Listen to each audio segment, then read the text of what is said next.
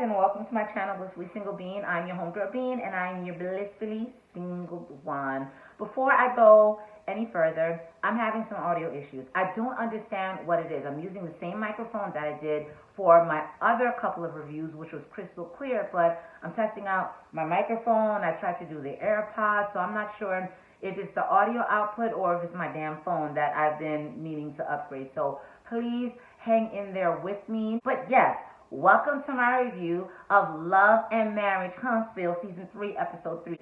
And when I tell you, this episode fed my soul, my spirit, my mind, my body, my intellect. It was everything. So let's get into it. But before we do, we're going to have a toast. And it's February 14th. Happy Valentine's Day. So, of course, we're going to celebrate Valentine's Day. And son, daughter, whoever is under the sound of my voice at this time, if you're single, Valentine's Day is for you as well. It's a time for us to love ourselves. Don't feel bad because you're single on Valentine's Day, because I'm single this Valentine's Day. I've been single on Valentine's Day for the past 7 years. And this has been the happiest time. So don't let people feel like you are less than because the holiday of love or lovers is coming and you don't have anyone. No, that is not the case. We're single. We're single for a reason. And we can still celebrate the love of us and stuff. Like me, I buy myself flowers on Valentine's Day. Don't nobody buy me no damn flowers. I buy my own flowers because when I buy my roses, it's a reminder that Sabine loves herself, and that's the best love that I can accept in my life. It keeps things uncomplicated and happy for me. All right, y'all, let's get into it. First scene, Martell and his uncle Dexter go suit shopping. Martell needs about like 5 or 6 suits because he done outgrown them all, and I'm guessing with the whole pandemic, Martell, like most of the people in America, we just stayed home eating, drinking wine. You know, the gyms weren't open. We're trapped in. So, we gained the quarantine 15. So he goes shopping with his uncle Dexter. And there's really not much to the scene. I'm just thinking it's the same nonsense. Martell is gaslighting Mel. Martell's making it seem to Uncle Dexter that he's worried about Mel coming after his assets or Mel attaching her name to his projects to get more fame and more money. And I'm sitting there looking at Martell like, no, absolutely not. Because if you and Mel are in the public spotlight, that has to do more with Mel than that has to do with you, Martell. Martell is insinuating that Mel would try to be vengeful in this whole divorce proceeding thing, and he just wants to get it done and out the way. Then he tells his Uncle Dexter / his mentor that he has this him and Mel have this 47 acres of land deal, and the future of that deal is uncertain. And Uncle Dexter goes, is it because of Mel and the divorce? Uncle Dexter, what do you mean? But then I realized, because I'm like, watching the scene, I'm like, what the hell is the point of this scene? Uncle Dexter, are you going to be a regular cast member? I'm not getting it. But it's more of the same of Martell's gaslighting. He put this whole scene together, talked to production, so that it's another opportunity for Martell to paint Mel in the bad guy light. She's coming after me. She's the bad person. I was having an affair on her for 5 years of my marriage, got the other hoe pregnant, but Mel made me do it. That whole same dumb narrative. So when Uncle Dexter says, listen, everybody goes through a divorce, you shouldn't be penalized with the deal because of that. No, Uncle Dexter, many people go through divorces. The point of the matter is Martell is a messy hoe. Martell is going through a divorce because Martell has had a mistress for the past 5 years of his 11-year marriage to Melody. And on top of that, this concubine ends up pregnant. Yes, the mistress ends up pregnant. So Martell, if you're going to tell Uncle Dexter the story, please tell Uncle Dexter the full story, because that ain't it. Then we see Martell in his confessional talking about, it was Mel's fault because Mel put the stuff out there. What do you mean Mel put the stuff out there? And the Scotts had the same, Marceau and Letitia and her heavy tongue ass said the same thing. Well, this is Melody's fault because she put the infidelity out there. Fuck you mean she put the infidelity out there.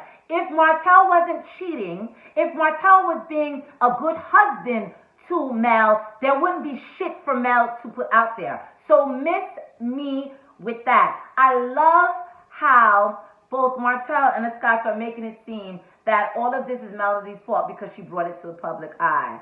Child. Maurice and Kimmy's son, Jalen, have a conversation. And before I get into everything, it's kind of weird because Jalen, of course, looks everything like his mom, but he kind of looks like Maurice too. And we know Maurice is not the bio dad. So it's kind of weird, but delightful at the same time. Know what I mean? Jalen is letting Maurice know that he wants to get into real estate, but as Jalen is talking, I'm thinking, young man, you don't seem like you really have much direction or know what you firmly want to do. But anyway, Maurice is pushing entrepreneurship. He's reminding Jalen, listen, you are in a blessed situation. You went to college. Your mother paid for college. Kimmy, you paid for that college?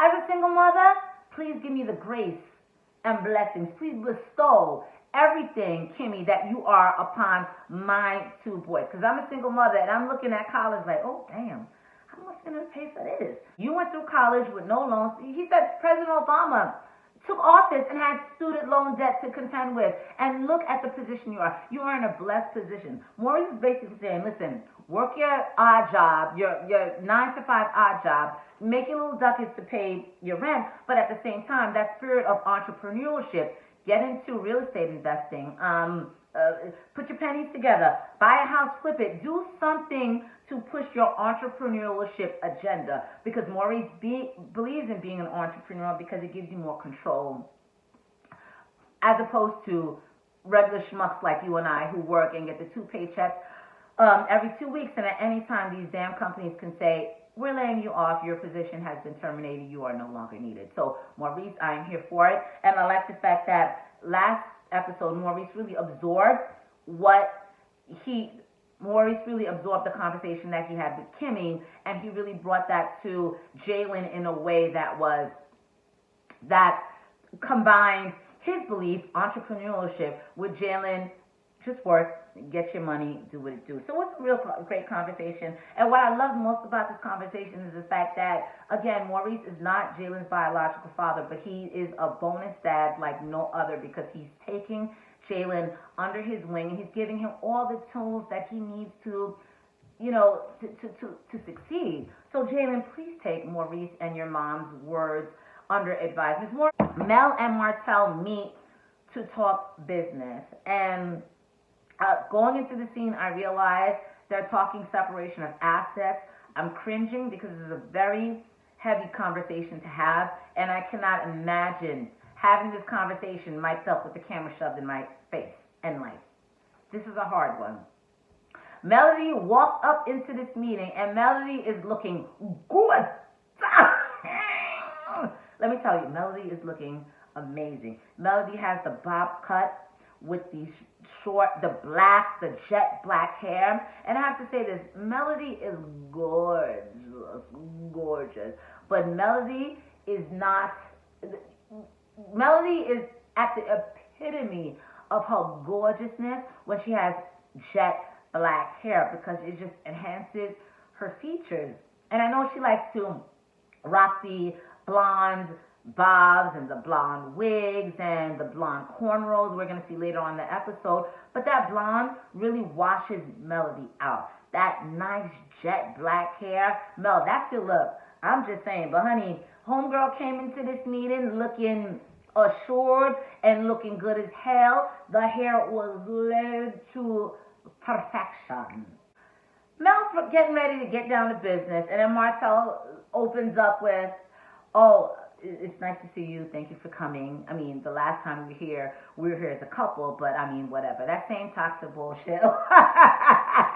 I was just thinking about you. No need to respond. Let me tell you, Mel did not take the bait. Mel said, all right, Martell, let's get right down to it. I said, this is the season where Mel is done. I don't know if Mel is seeing somebody. I don't know if the pregnancy with that other woman has Mel in a different space. Like, nigga, you ain't shit, and I am too good to even share the same breath as you. But Mel's not here for it. Mel didn't take the bait. Mel's like, let's get down to business. They start talking the business, the share businesses. Martell says he wants to keep things positive. He doesn't want anyone to hit below the belt. And Mel's confused. Mel's like, okay, we'll talk business, but what do you mean? Hitting below the belt. Well, Martell explains, like, even the other day, I stopped by to talk business with you. You mean stop by unexpectedly without giving a call? Please understand the dynamic. We are no longer together. We do not share the same house. We are in the process of getting a divorce. So if you want to stop by to see your kids, it's all well and good. But the least you can do is pick up the mother effing phone and say, Mel, I would like to stop by to A, see my kids, or B, talk business. So here Martell's steady going on, I stopped by to talk business. Mel says, oh, you stopped by to talk business? I didn't know you stopped by to talk business. I thought you stopped by to talk personal. I really wish you would have told me that you stopped by to talk business. And Martell says, you see, this is what I'm talking about. You're getting negative. I said, bitch. Where the hell was Mel getting negative? Mel was not getting negative. Mel was making it clear to you, you popped up without so much as a phone call or a heads up. So she didn't know what your intentions were stopping by. Martell is trying to spin the story like, oh, Mel is emotionally unstable and she's negative and she's crazy. And why this is triggering to me is because it's the same bullshit that my ex, my children's father, tried to play. Like, you'll be having a conversation and he's like, oh my gosh, are you getting crazy? And one of the times that I got arrested fooling with him was the same dynamics, the same mind games where you're trying to be reasonable, but they keep coming at you until you snap. That'll be for another video. So they start talking splitting assets. Melody is by the book. She has her computer in front of her. She's not with the fuck shit. She is not with the games. Let's talk, shop, let go. First thing on the agenda, the 47 acres. The 47 acres that Martell was supposed to work with the developers for them to build this grand business venture, and now the developers are kind of shying away because of Martell's messiness. Martell says, we're at a standstill with that, and I will update you as more details come forward. Mel's face was like, nigga, what? But the space that Mel is in, it's like, Mel, I'm not going to get into it with you. And it's like, Mel, I'm feeling it. Mel, I'm feeling it. Mel, I was in that same space with my ex. I'm feeling that. Like, you get to a point, it's like, I can go back and forth with you. I can argue with you. But the easiest thing is to let it go.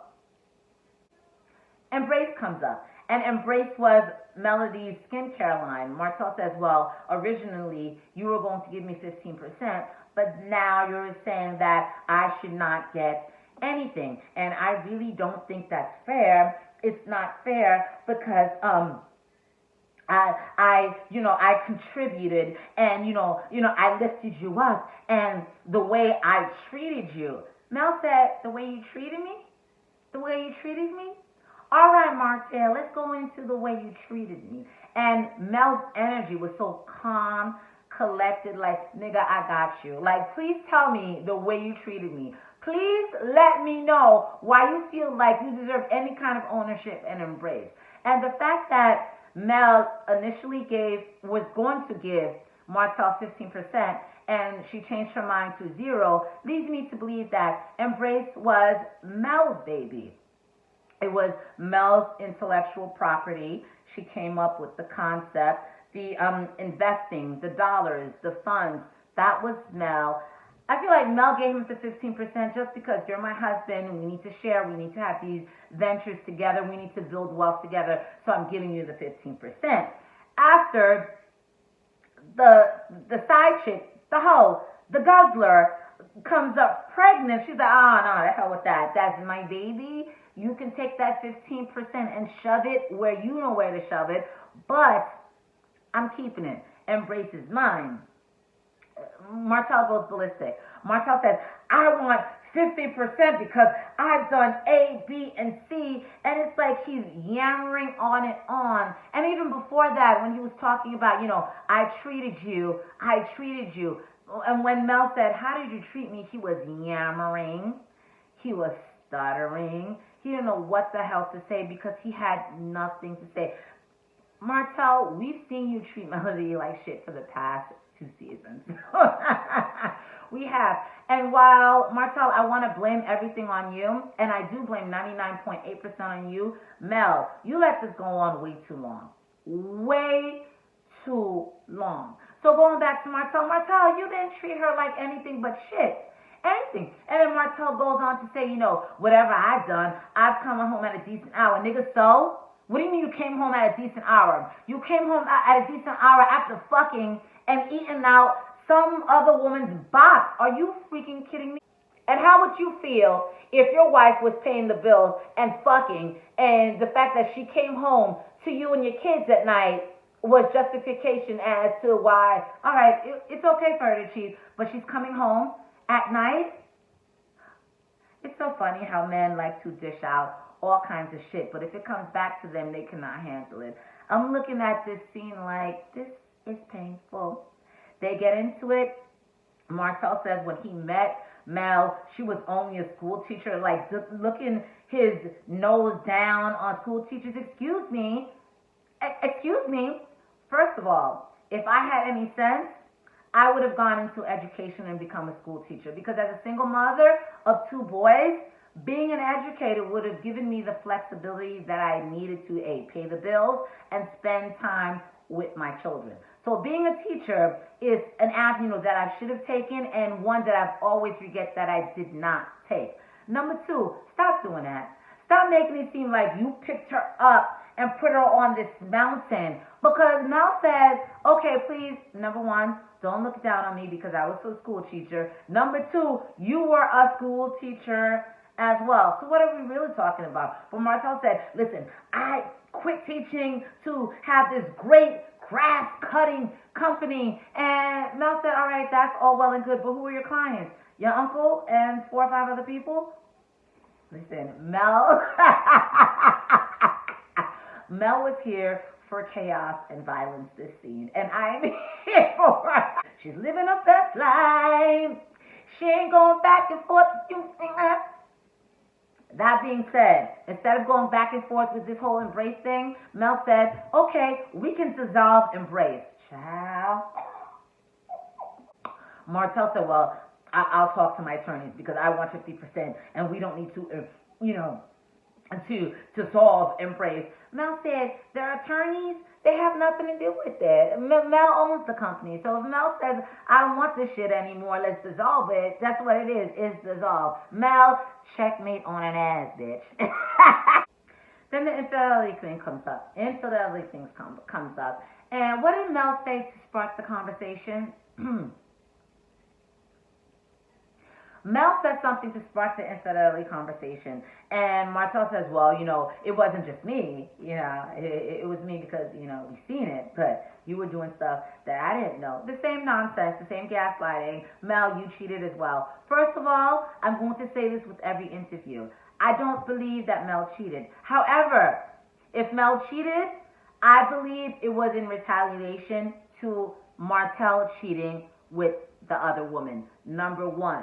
Number 2, but Mel does admit to talking to other people while they're in their marriage. Mel said there were a couple of times where she left the home, they weren't together, she was in a headspace like, I'm done, we're not getting back together. So yes, she did entertain the conversation, of a cutie or 2. And I'm like, okay, Martell, you cheated on this woman for 5 years. You don't expect her to explore other avenues? Martell, are you kidding me? What world do you live in? What alternate universe that you live in where you think that you can carry on an affair with some cum guzzler for 5 or 6 years into your marriage and not expect for Mel to kind of explore what else is out there? She wants to feel pretty, because when you're dealing with this kind of infidelity, it really takes a toll on your self-esteem. Am I pretty enough? Am I smart enough? What is it about her? Why does he want her and not want me? So of course, Mel's gonna step out and reminds herself that, all right, maybe you don't want me like I want you to want me, but there's definitely somebody else that wants me. Mel, if you were talking to other guys while you were in this marriage with Martell, I ain't mad at you. I ain't mad at you. Shout out to Tupac. Mel gets fed up. Mel walks the hell out. Mel is over and done with it. And then Martell follows her to her car. Martell says, what about the money you hid from me? Like, Martell, you still going on trying to make this woman seem like the bad guy, and she shouldn't be hiding money from you. When we were close, and she was telling me she was thinking about getting a divorce from her ex-husband. Mind you, my sister's a doctor, making a six-figure salary. Not only did my sister have a salary job, but she did odd jobs. So she was driving to Connecticut, New Jersey, from New York to make more money. Like, she was stacking them dollars, stacking them chips. So when my sister said she was thinking about getting a divorce from her husband, I said, hide your money. I said, find some place to hide your money. Because my sister's now ex he didn't do anything. Or he did do something. He drove the BMW that she paid a $700 car note on to fuck other bitches. So as a woman in a tumultuous relationship or marriage or what have you, and you need to look at your assets, yeah, Mel should be hiding money. Mel should be stealing money. You should be looking out for yourself. Because these niggas go around sticking their little sausages in anything that will adore them and expect for you not to look out for your financial best interest. I'm like, myself, please get away from Mel's pretty ass white Range Rover and go find something to do with your life. But again, you see Martell unraveling. And I hope they have really good security on this show because Martell is... All right, next. So now we are celebrating. This is the scene. We are celebrating Jalen's graduation. And it's like, I'm like, all right, the theatrics, let the dramatics begin. Mel shows up looking very sparkly and divine. Mel just had her fourth child. And I'm fighting to get back to my ideal weight. Mel, I need to know the workout regimen. I'll ask you later. But Mel comes in looking good. All the players are here. Everyone's talking and conversing. Letitia brings up her mommy podcast. And, I feel like Letitia brought up the mommy podcast because Mel was there and she wanted Mel to feel left out. But then Destiny came through in the clutch. Destiny, I said, I like you, girl. I like you. Destiny came through in the clutch and said, you know what? Why not invite Mel? And Letitia and her every time was like, what do you mean invite me? How are you going to invite? I'm the boss. I'm in charge. Letitia gives me little girl energy, and that's why I don't like her. I'm a 42-year-old big ass girl who's been through some shit, so I cannot relate to Letitia and her little elementary school thinker. But child, Destiny set it off. Mel wasn't here for it. Mel said, listen, I'm here to celebrate Jalen. I'm not here for any drama. I was part of the Mommy podcast before. I don't want it. Mel didn't even answer. Mel didn't even give it anti-energy or anti-life. And I'm like, no, girl, you just on another plane. Just another plane. So then Mama Heavy Tongue, a.k.a. Miss Wanda, comes in. I said, oh, Lord. As soon as she walks in, I'm like, I got a splitting headache. She shows up. And Kimmy's like, oh, nice of her to show up, because I know I didn't invite her. Letitia, did you or Marceau? Mel is stuffing her face with food, but at the same time, she looks like she wants to throw up. Kimmy says, listen, please give me 2 seconds to talk about Jalen and his achievement before you leave, because, child, I know you want to leave. Mel said, yeah, child, you know what it is. I'm trying to go. I am not mad at her, and Kimmy was not mad at her. Kimmy was laughing like, child, I know. So they're congratulating Jalen.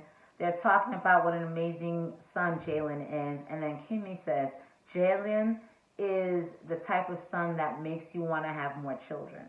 And I said, Kimmy, I am right here. And that's how I feel about my kids, Simon and Timmy. Like, I can say whatever I want about my life, but they are just amazing children. They are the blessing that God has given me that I don't deserve. So when Kimmy said that, I said, Kimmy, yes, I'm right here for you.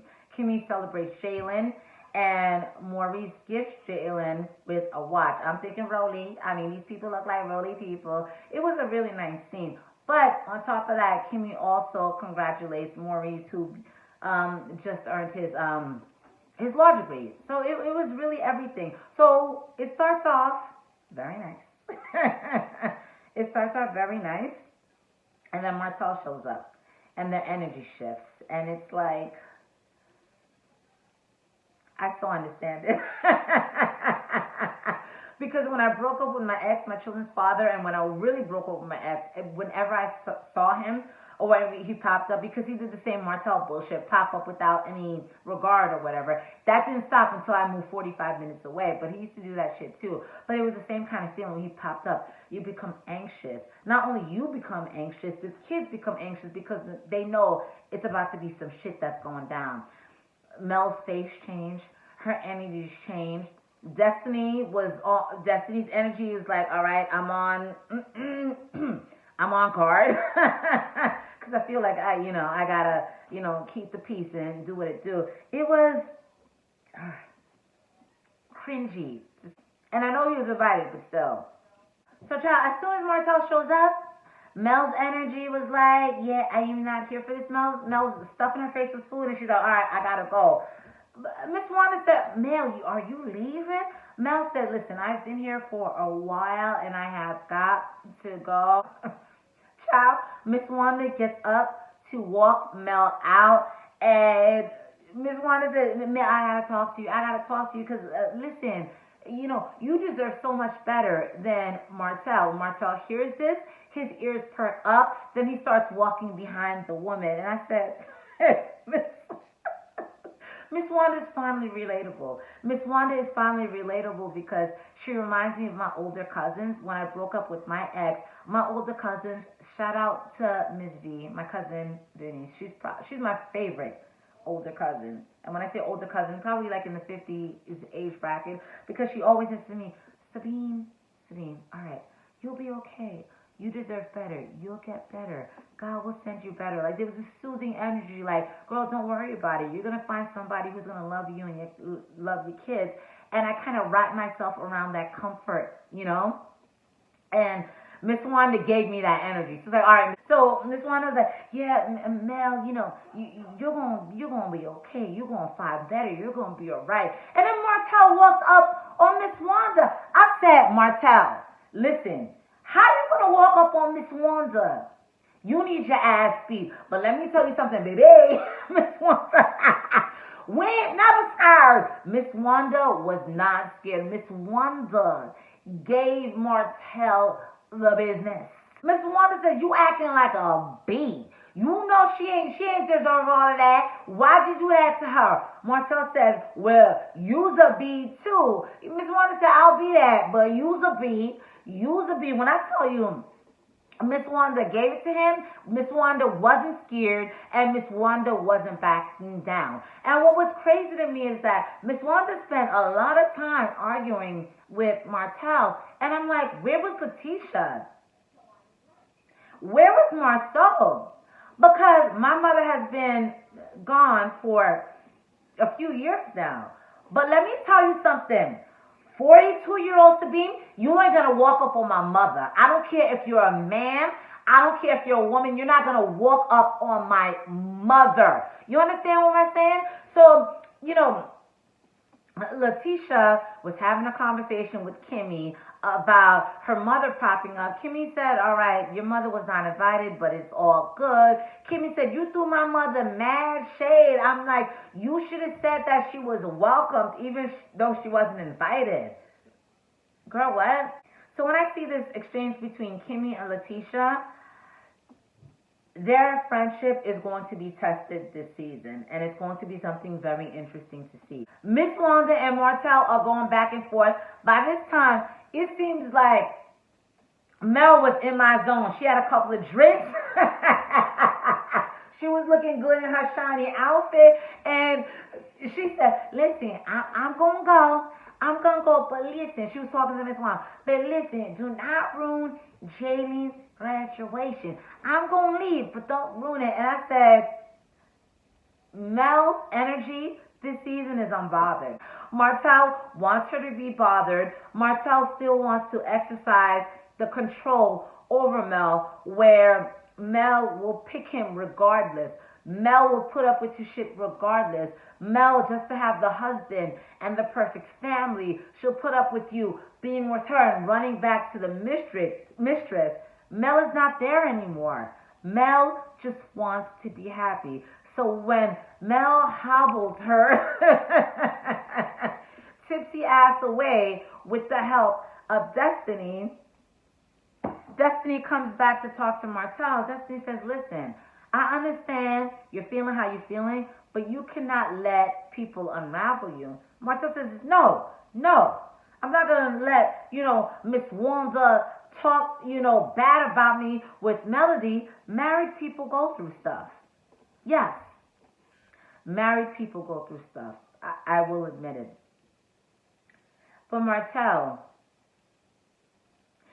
it would be one thing if Martell was sleeping with different women. You slept with the same woman, gone back with the same woman for 5 years. You ended up getting her pregnant. She says she's not going to have another abortion by you two, and she's going to have the baby. This is not married people going through some stuff. This is a disgusting situation that you created that you refuse to take accountability for. It's not the same thing. To be continued. Part 2 next week. Excellent episode. Let me tell you something. When it comes to reality TV,